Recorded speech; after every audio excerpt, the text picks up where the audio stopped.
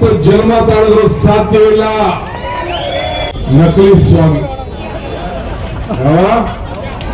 ನವರಂಗಿ ನಕಲಿ ಸ್ವಾಮಿ, ಬರೀ ಬುಳ್ಳೆ ಬಿಟ್ಕೊಂಡು ಅವನ ಮೇಲೆ, ಆ ನವರಂಗಿ ನಕಲಿ ಸ್ವಾಮಿ ಮೇಲೆ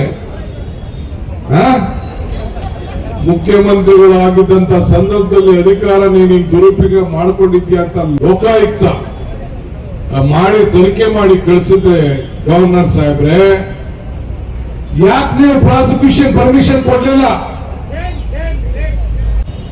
ಒಂದು ಈ ಸಂದರ್ಭದಲ್ಲಿ ಹೇಳಲಿಕ್ಕೆ ನಾನು ಬಯಸ್ತಾ ಇದ್ದೇನೆ, ಈ ಸರ್ಕಾರ